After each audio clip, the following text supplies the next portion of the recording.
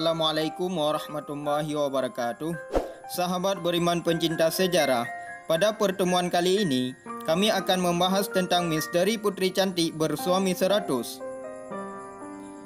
Bagi sahabat beriman yang belum subscribe, silahkan subscribe terlebih dahulu dan bantu channel sejarah kami dengan menekan tombol notifikasi, like, komentar, dan bagikan, supaya seluruh masyarakat Indonesia mengetahui tentang sejarah tanah airnya.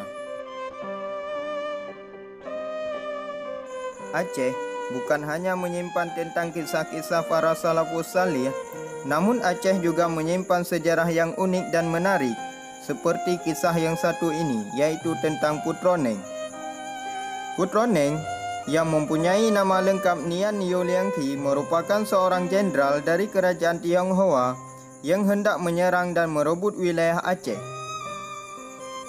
Di kala itu, Islam belum menyentuh seluruh kerajaan-kerajaan di Aceh. 2000 pasukan wanita yang berpakaian serba merah berada di bawah komando Nian Nio dan ibunya Liangqi datang menyerbu. Mereka hendak menaklukkan kerajaan Indrajaya, Indrapatra, dan Indrapuri. Tujuannya ingin menyatukan sejumlah kerajaan di Pulau Puja atau Sumatera di bawah kerajaan Tionghoa. Mendengar berita tersebut, kerajaan Indrapurba yang dipimpin Indra Sakti bersiap menghadapi lawan dan membantu kerajaan tetangganya yang hendak diserang. Saat itu, Indra Sakti yang kekurangan pasukan meminta bantuan laskar perang dari kerajaan Islam di Perlak. Ibunya Nian Nio yaitu Liangqi tewas dalam pertempuran, sementara Nian Nio menjadi tawanan perang. Dari dalam tawanan, pesona sang putri Nian Nio itu terpancarkan hingga menarik hati siapapun yang melihatnya. Tak terkecuali Sultan Merah Johan Kerajaan Darusdunya Darussalam. Sekalipun Sultan Merah Johan, pernikahan Sultan Merah Johan dengan Putroneng itu selesai dan mereka ingin menghabiskan malam pertamanya. Malam tersebut kamar pengantin tampak gelap dan mengeluarkan kimilaunya dari sudut ruangan. Bukan dari pancaran emas permata, tetapi dari kecantikan sang putri yang tidak dapat dilukis dengan kata-kata. Pancaran kecantikan sang permaisuri tak redup dalam keremangan. Betapa bahagianya sang sultan karena dapat menikahi gadis secantik Nian Nio. Malam itu adalah malam pertama bagi keduanya. Sekalipun Sultan Merah Johan dan Putri Nian Nio dulunya adalah musuh di medan pertempuran yang sama-sama mempunyai hasrat saling membunuh satu sama lainnya, tetapi akhirnya mereka bersatu dalam bingkaian saling mencintai.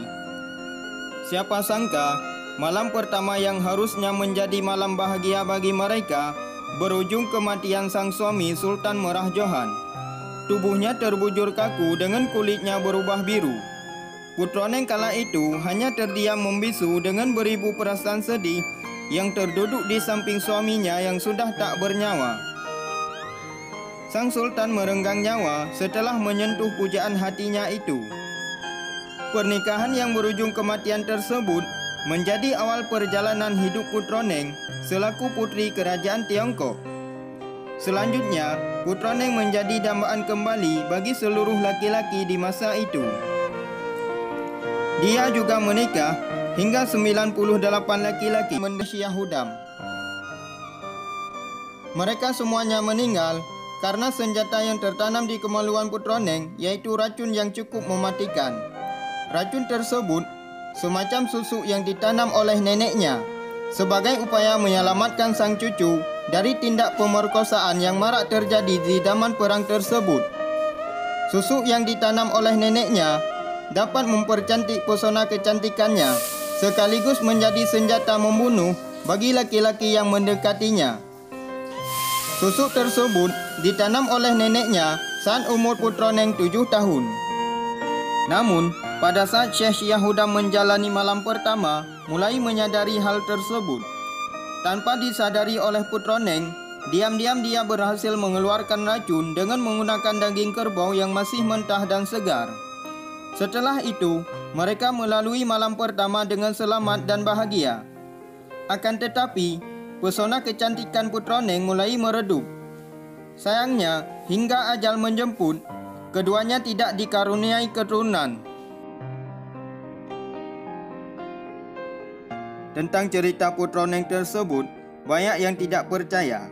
Banyak di antara mereka menilai itu hanyalah pengibaratan, menggambarkan bagaimana kehebatan tempur dari seorang komandan perang asal Tiongkok itu telah menaklukkan 100 pria di medan tempur.